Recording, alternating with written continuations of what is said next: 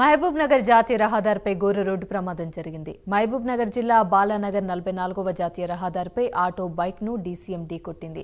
ఈ ప్రమాదంలో 6 మృతి చెందారు. మృతులు మోతి గాన్పూర్ వాసులుగా గుర్తించారు. సంతకు కూరగాయలు సరుకుల కోసం వచ్చిన గ్రామీణులు తిరుగు ప్రయాణంలో ఆటోలో వెళ్తుండగా ఈ ప్రమాదం చోటు చేసుకుంది. ఇదే అంశానికి సంబంధించి మరిన్ని వివరాలు మా ప్రతినిధి హరీష్ శంకర్ అందిస్తారు. హరీష్ శంకర్, చెప్పండి, మహబూబ్ నగర్ జిల్లాలో ఘోర రోడ్డు ప్రమాదం జరిగింది. దీనికి సంబంధించి పూర్తి అప్డేట్స్ ఏంటి? యామిని మహబూబ్ నగర్ జిల్లా జడ్చర్ల కాన్స్టిట్యున్సీ పరిధిలో ఉన్నటువంటి బాలానగర్ వద్ద జాతీయ రహదారి 44పై జరిగినటువంటి ఘోర రోడ్డు ప్రమాదంలో 6 మంది మృత్యువాత పడ్డారు.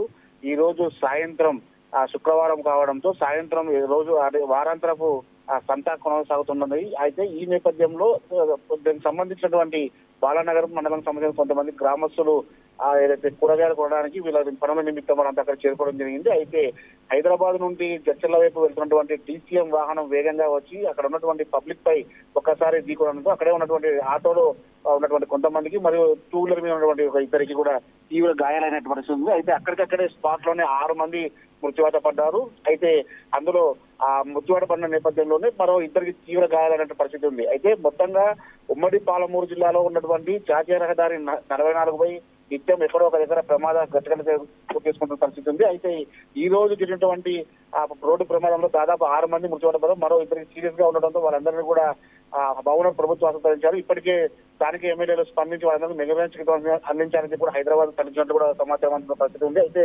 మృతులంతా కూడా ఏదైతే మేడిగడ్డ తాండా కావచ్చు, నందారం మరియు బాలానగర్, బీబీ నగర్ తాండా, ఆ తర్వాత బీహార్ కు చెందినటువంటి వలస కూలీలుగా వీళ్ళంతా గుర్తించిన పరిస్థితి ఉంది. అయితే ఇందులో ఇద్దరు చిన్నారు ఉన్నట్టు కూడా సమాచారం అందుతున్న పరిస్థితి ఉంది. వేగంగా వచ్చినట్టు డీసీఎం కంట్రోల్ కాకపోవడంతో ఒక్కసారిగా ఆటోను ఢీకొట్టడం, తర్వాత అక్కడ 2 వీలర్ ఢీకొట్టడంతో ఈ యొక్క ప్రమాదం జరిగేందుకు ప్రాథమికంగా సమాచారం పోలీసులు అంచనా వేసిన పరిస్థితి. అయితే ఇప్పటికే అక్కడ చుట్టుపక్కల ఉన్న గ్రామస్తులతో కూడా పెద్ద ఎత్తున బాలానగర్ ఏదైతే మండల కేంద్రాన్ని చేరుకొని ధర్నా నిర్వహిస్తున్నారో అక్కడ ఉన్నటువంటి పోలీసులపై అంతా కూడా తిరుగుబాటు చర్యలు చేపడుతున్న పరిస్థితి ఉంది. అక్కడ ఉన్నటువంటి వాహనాలంతా కూడా వాళ్ళంతా కూడా నిప్పట్టించి వాళ్ళంతా పెద్ద ఎత్తున కూడా ఆందోళన చేపట్టిన పరిస్థితి ఉంది. ఇప్పటికే మహబూబ్ జిల్లా నుంచి కూడా పెద్ద ఎత్తున పోలీసులు అందరూ కూడా అక్కడ చేరుకుంటున్న జిల్లా కేంద్రం నుంచి అక్కడ నుంచి బాలానగర్ చేరుకున్న పరిస్థితి ఉంది. మొత్తంగా పోలీసులు ఒకవైపు ప్రజలను కంట్రోల్ చేసి ఆ పనిలో ఉన్నప్పటికీ కూడా పెద్ద ఎత్తున కూడా ఆందోళన కార్యక్రమాలకు జరుగుతున్న సిచ్యువేషన్ ఉంది. ప్రధానంగా జాతీయ రహదారిపై ఇటు బాలానగర్ నుంచి కూడా జడ్చర్ల, కావరంపేట, అడ్డాకుల ఈ యొక్క ప్రమాద హెచ్చరిక లేకపోవడంతో ఈ యొక్క మెయిన్ రోడ్డు మీద కూడా ఎటువంటి ప్రమాదాలు జరుగుతున్నప్పుడు గతంలో కూడా